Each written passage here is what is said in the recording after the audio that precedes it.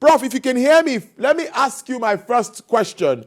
What do you think is responsible for this drop that we continue to see with regards to foreign direct investment into the country? What do you think is responsible for this? Okay, good afternoon. This is a very important and topical issue bordering on the economy of this great nation.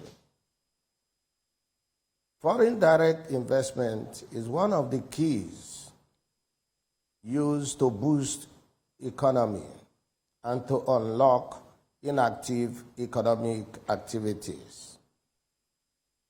In Nigeria, foreign direct investment is dwindling as a result of many factors. But because of the time period of this discussion, we are going to discuss on the key factors that affect foreign direct investment in this country. One is the insecurity. Any investor would like to invest in an environment where there is security of lives and investments.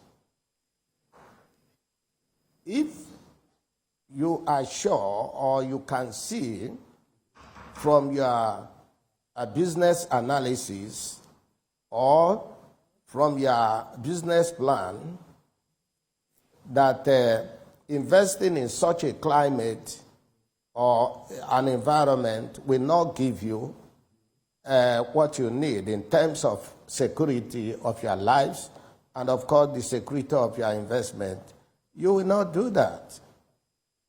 And this is what is affecting Nigerian investment sector, not only foreign investment. Before any investor invests in any climate, the first thing he does is to do the business analysis of that country, which will go into his business plan. We call it feasibility studies. And these feasibility studies will reveal the gains of operating in that environment and also the risk of operating in that environment. If you compare the gains and the risk of operating a business in Nigeria, the risk is higher than the gain. And this affects foreign direct investment. Then you look at another key sector. This is power. Power drives economy. Power drives businesses. Power drives commerce. Epileptic power in Nigeria is affecting every sector of the economy, not only foreign direct investment or even local investment. It is affecting everything. Without power, companies or either manufacturing or any operating sector spends between 20 to 25% of its operation cost on power generation. That 20 or 25% of operation cost is enough for a profit of a company for a year. But they consume it on power. So, if you look at this, then you look at another key sector, which is basic infrastructure. And on this basic infrastructure, where it affects mostly business, is on transport sector. Any good or a product manufactured in Kano cannot be easily be distributed to Nigerians in Port Harcourt, in Enugu, in Lagos or Ibadan so easily. Why? Because the transport sector is almost dead. We leave transport sector to just anybody, anyhow. There's no rail transport. in most countries, goods are hauled or transported from rail on barges down to any sector of the economy where it is needed for consumption or for commercial purpose.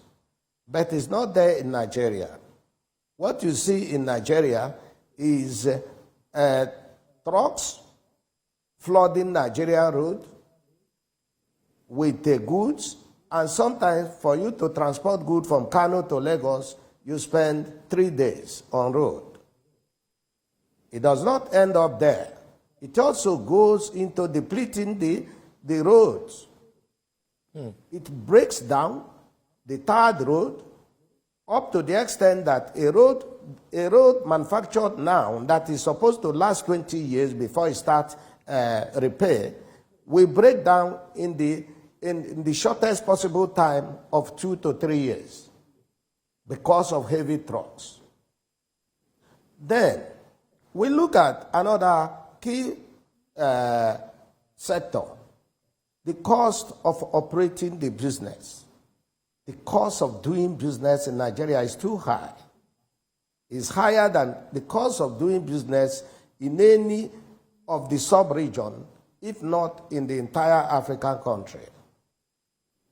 And this is why, if you look at the the power, you look at the insecurity, you join all these things together, you see the reason why most of the multinationals operating in Nigeria have relocated to other countries within the sub-region. Nigeria has over 200 million people. Anybody manufacturing or producing goods in Nigeria see this place as the best in terms of marketing, in terms of market reach out. But they cannot do it here. They go to small countries around us and produce there and send to us here. We are losing very much in this angle. Then you come to another one that is very, very important, our political system. The political system in Nigeria is denying businesses, is denying the investors their opportunities to invest and sustain their businesses in Nigeria. Reason: some multinationals or big companies that came in to do businesses in Nigeria, some of them cannot be sustained because of the political machination or manipulation here. Politicians will come in, see big businesses, see big organizations that have good track records, they will abandon them and go and establish their own mushroom companies and use those companies to do businesses, to do construction, to do all sorts of things that multinationals and well-established businesses across the globe are doing. So the competition here becomes unhealthy. Very much unhealthy in the sense that the best does not take the job. Then, another situation that political system give us a bad light is that once after the first year and second year in the office, the politicians start preparing for another term. You can see that politics takes 2 years out of the governance. And once it happens like this, they may not even award contract on the second to the last year of their term. The whole energy, money, finance, and everything is channeled how to come back. Therefore, businesses will stay idle until they finish. And those who are lucky to get something when they come back, good. Those who are not lucky may suffer. And no businessman will come and invest in business